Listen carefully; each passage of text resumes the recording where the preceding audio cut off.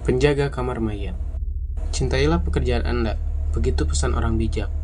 Dan itu yang kini menjadi pedoman Somijan, pria yang akrab disapa Wak Mijan dan bekerja di kamar mayat RSU Dr. P daerah M ini. Begitu enjoy bergelut dengan manusia-manusia yang tak bernyawa. Selama 24 tahun menjadi penjaga kamar mayat bukan waktu yang singkat. Segudang pengalaman mistis dialaminya. Seperti apa? Wak Mijan pun bercerita. Awalnya, saat pertama kali bekerja di rumah sakit milik Pemko M itu, saya tak tahan mencium aroma mayat yang menyengat hidung. Terlebih mayat yang ditemukan itu membusuk. Pernah saya semprot minyak wangi, tapi tetap saja aroma busuknya muncul lagi. Menurut pria kelahiran 24 April 1949 ini, pengalaman goib yang pernah dialaminya merupakan bagian dari pekerjaannya, dan itu dijadikannya bumbu kehidupan. Ia bercerita, pernah suatu hari mendengar suara orang menangis, asalnya dari kamar mayat, lalu ia bangkit dari tempat tidur dan keluar dari kamarnya yang terletak persis di samping kamar mayat itu. Setibanya di kamar mayat, Wak Mijan tak melihat ada orang. Suara tangis itu berulang keesokan harinya. Tapi saat hendak masuk ke dalam kamar mayat itu, pintu kamar tersebut tak bisa dibuka. Seperti ada yang menahannya dari dalam. Gak tahu siapa, akhirnya kami jadi dorong-dorongan. Kisah mistik lainnya. Suatu malam, pintu kamarnya diketuk orang dari luar.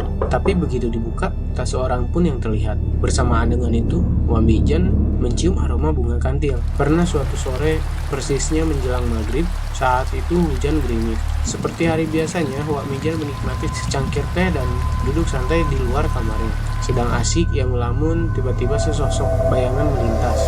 Sosok tersebut menyerupai pegawai kamar jenazah. Karena menganggap sosok itu pegawai kamar mayat, Wak Mijan cuek. Tak berapa lama sosok itu kembali melintas. Saya panggil gak ngeliat, saya kejar kok malah ngilang. Tak jarang televisi dan radio di ruangannya menyala sendiri. Karena seringnya mengalami keanehan, Wak Mijan pun tak lagi menganggapnya serius. Sudah biasa, imbuhnya singkat. Walau sering merasakan dan melihat penampakan makhluk halus, Wak Mijan tetap mencintai pekerjaannya. Padahal menjadi penjaga dan membersihkan kamar mayat, ia tidak digaji. Saya senang bisa membantu orang lain, ujarnya yang mengaku. Mendapatkan uang dari permalin dan pemberian dari orang lain yang dibantunya. Menjadi penjaga kamar mayat bukanlah pekerjaan yang mudah, dan bukan pula cita-cita Samijan. Pria Tambun ini senantiasa setia bekerja di rumah sakit pemerintah itu, meski tidak digaji. Katanya, banyak orang yang bisa ditolong.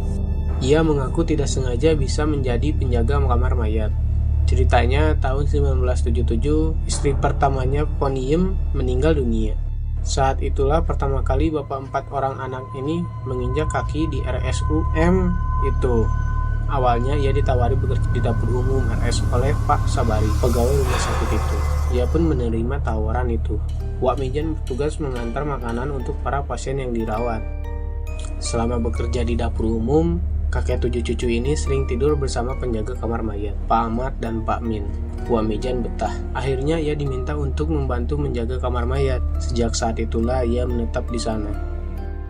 Ketiga anaknya dititipkan kepada adiknya di kota B. Sebulan sekali ia pulang ke rumah melihat ketiga anaknya. Wak Mijan begitu menikmati pekerjaannya. Meski sudah 4 kali menikah, ia tidak pernah meninggalkan kamar yang berada di belakang kamar mayat itu. Sekian cerita kali ini, semoga kalian suka. Klik subscribe ya untuk saya, agar lebih semangat lagi saya membuat konten cerita horor, visual animasinya.